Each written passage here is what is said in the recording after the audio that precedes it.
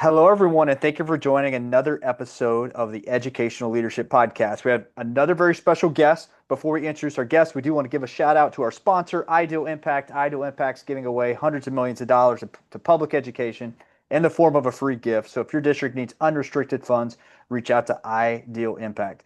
Okay, today we have Superintendent Shipley from Evadale Public Schools. Is it Evadale Public Schools or Evadale ISD? I Evadale get them mixed. ISD.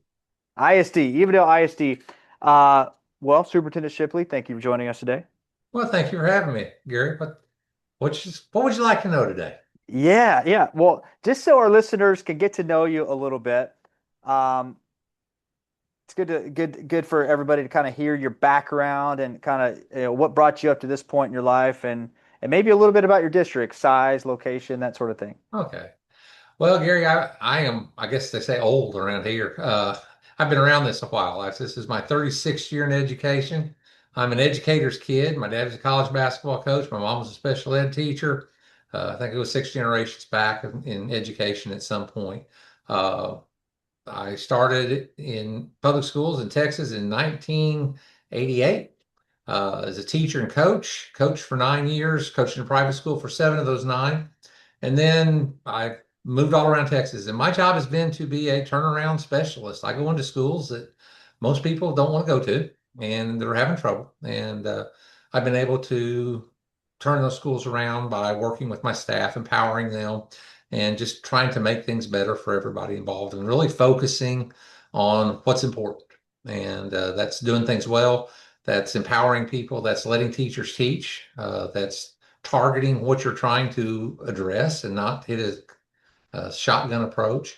And so I've done that now, and I did that for 15 years as a principal, and wanted to be a superintendent. And man, it was hard to make that change. So I went to Alaska for 5 years and became a superintendent up there, and had a good time in a native village and worked there, and went and worked for a native organization for a couple of years, running grants and learning about trauma and all kinds of other things that I didn't have time to do when I was a superintendent because I just didn't have time to do that kind of study. So did that, and I've come back to Texas, and I've been in Evadale now for this is my third year.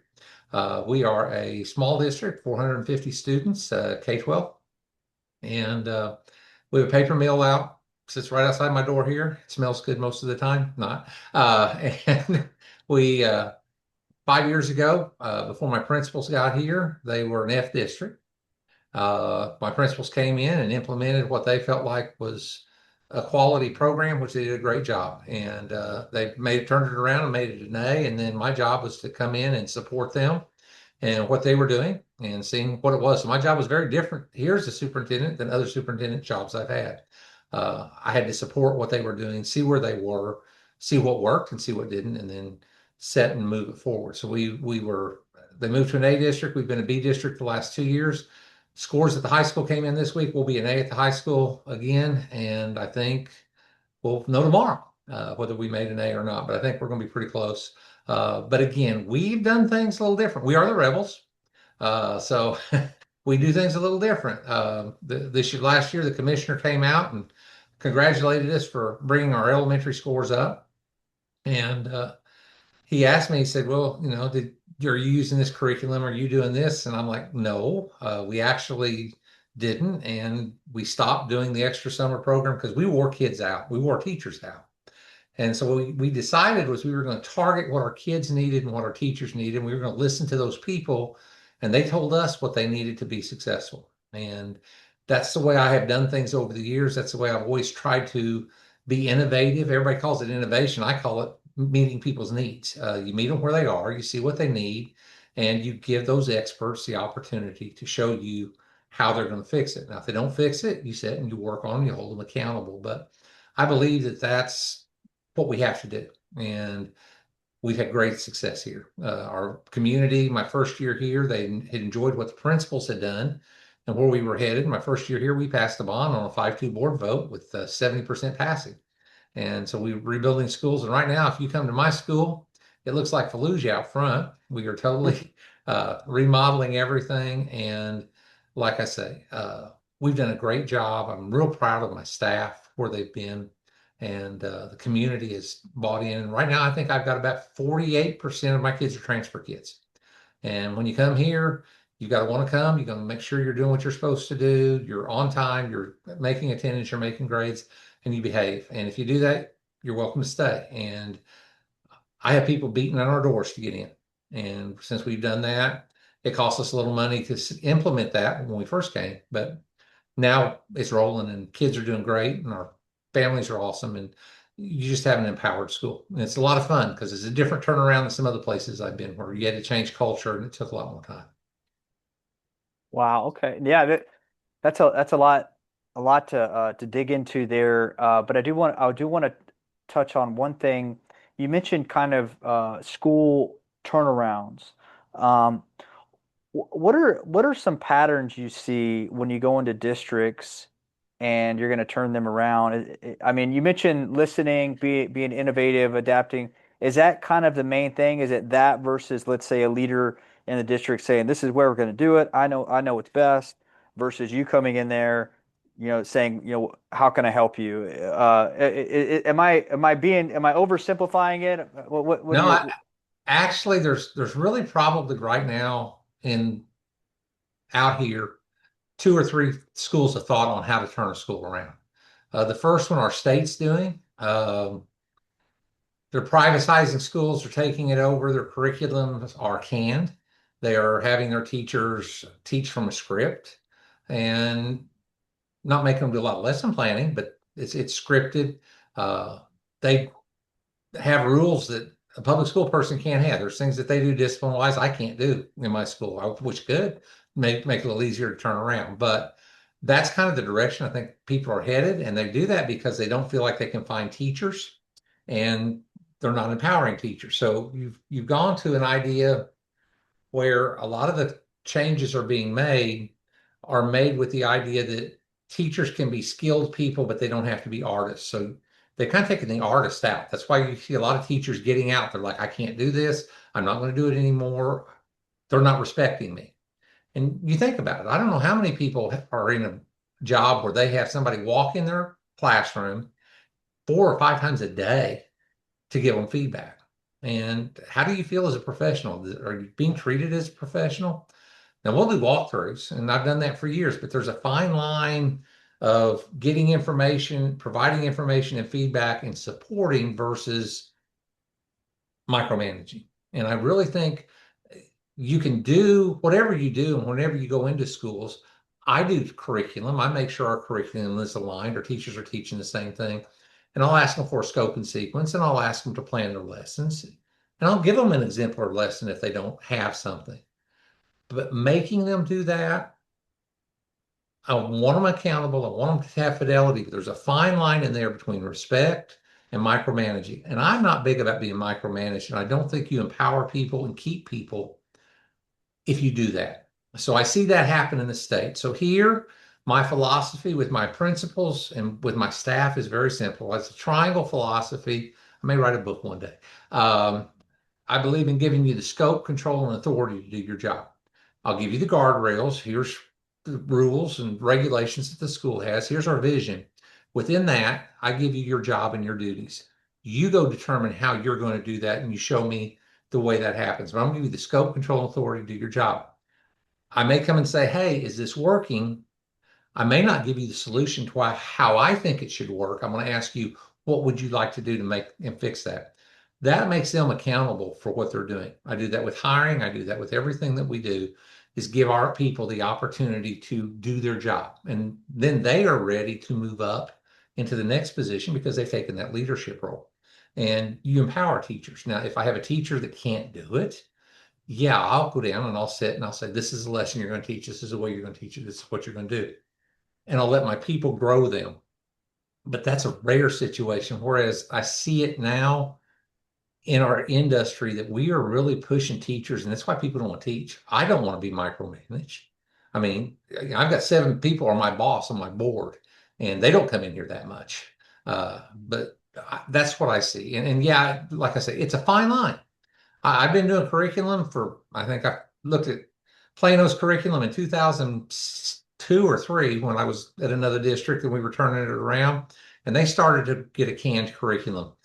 And I was like, ooh, but at this point, we've changed now from districts doing it to our service centers doing it. Now our state is coming up with a curriculum. And I'm not sure I want the state doing curriculum. I kind of like independence and school districts doing their thing. Now, I understand we've got to do it well, but that's where I am. Yeah, and it makes sense. It sounds like whoever's developing at the state level is kind of developing it for the least common denominator, um, when there's some missed opportunity there with teachers that are uh, motivated, innovative, and leaders. Kind of takes them out of the equation.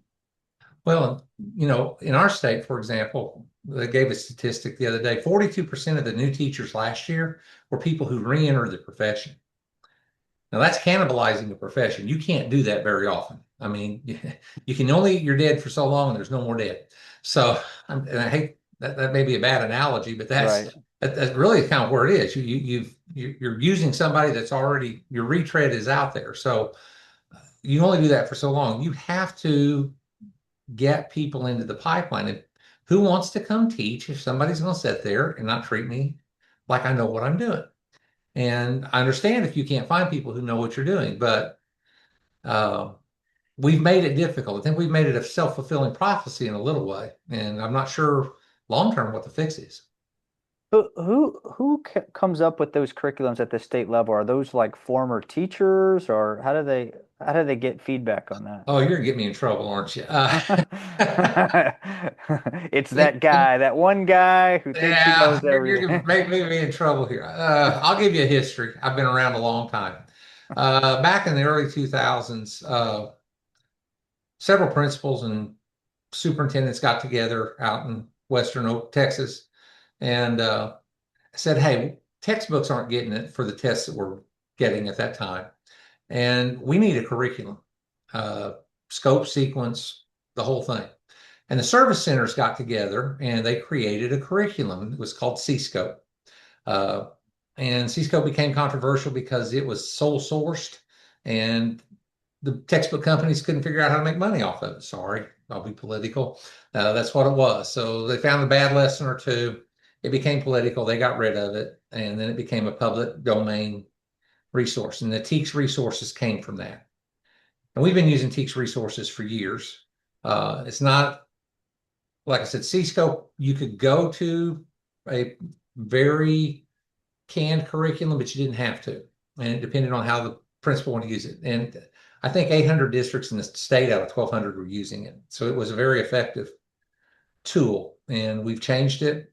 But the state has decided now through the commissioner and whoever he has writing books through the state that they are basically going to recreate C-Scope 2.0. And that's called Bluebonnet Learning. And they've adjusted it through several companies. Now it's open source, which that's good.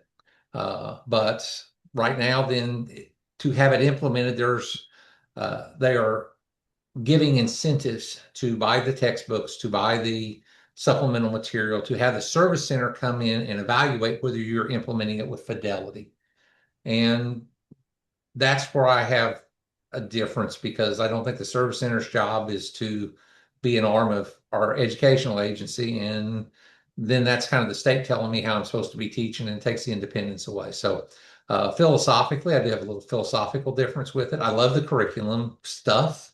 The idea of the curriculum, I would love and have done it in other districts, but just where it is in the implementation, big government scares me.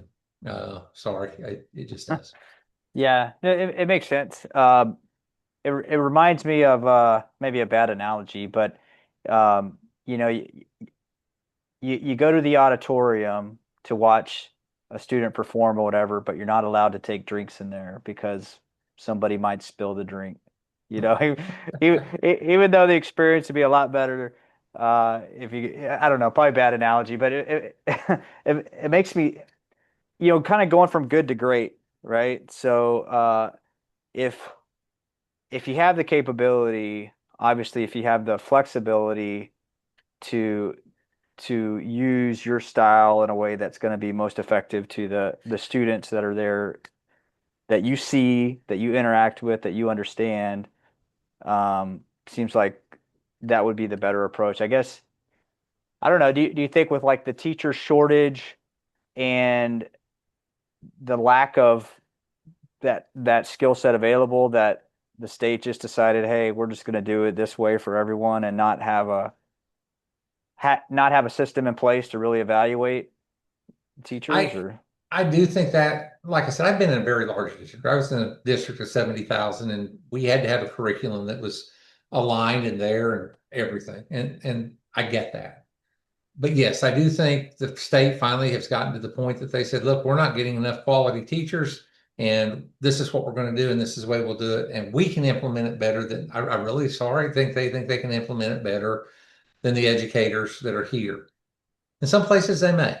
Uh, in some places, I think we have created a situation where we are trying to make our superintendents and our leaders compliance officers rather than leaders. And, that may not be what am I trying to say? A good thought for some people, but I really think that's the direction I see that we're headed. I think we can do better. And we've got some great things happening in public education right now, and it doesn't get tooted enough. I mean, we don't toot our own horns. We go do our job every day. one thing you mentioned, which I think obviously, I mean, it seems like it would make an impact in all of this, is the hiring process. Because you mentioned that during your hiring process, you have certain criteria. Obviously, if you don't get the right people on the bus, then you create a scenario where somebody could make a mess, right? And they could, so you got to tell them And exactly so, what to do. hiring, like I said, I've been around a while. When I first started as principal in 2000, I had, I don't know, 8, 10 applicants, pretty good ones. Uh, Even in a low performing school, I had 8 or 10 applicants for a job. But I would hold out and find the ones I felt like were good fits for what we needed to have happen, and that weren't there to just have an easy job, that they were there to do. And as time has gone on, I mean, when I was in Ranger, uh, we went to a 4-day week because I couldn't get any applicants. I mean, my principals hired my wife, who was a certified trainer and has her college degree, to come teach kindergarten a year. It nearly killed us both, but that was all we could find. And she did a great job. But I would do that. But we have to be able to go find and hire teachers. Pay is a big issue, but when you start talking about teachers, our big thing here, and it's been any school I've turned around, you got to get the climate and culture right. You got to have a place where teachers can teach and students can learn. And that has to be the expectation. And if that's not your expectation, you're not going to be successful.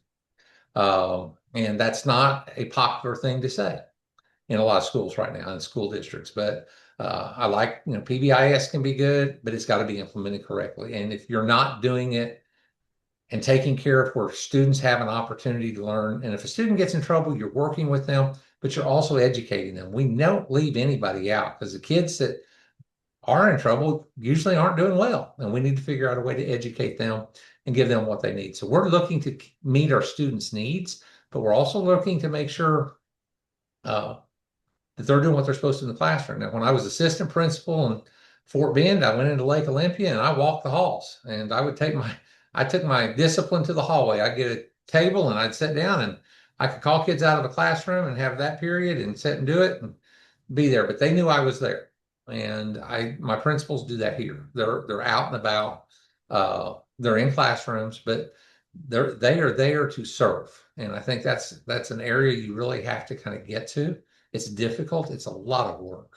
But I think that's one of the things I see that to get to that level, we've got to do. And it's hard. I mean, I can't blame the state, because I see the districts that are failing and not getting better.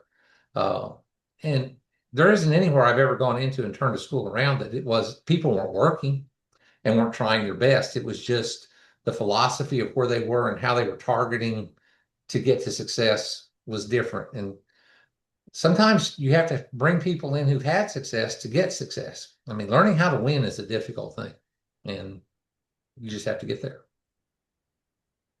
Yeah, I mean, it makes sense, and it seems like the state needs a way to qualify when a district needs that extra help and when they don't.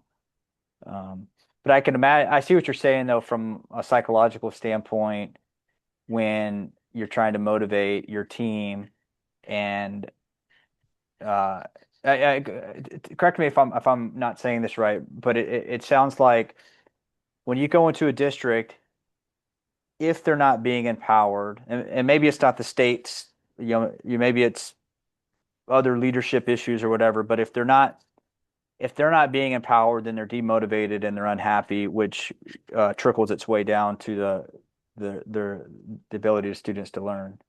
You're 100% right on. I mean, the first thing I'm going to do when I walk into a district, I'm going to go listen. I'm going to go sit down with teachers. I have a questionnaire and I tell them, give me the good, the bad, and ugly. Five things you like, five things you don't like. What would you like to change? What's your ideal job? If I could make your job easier, two things, what would it be?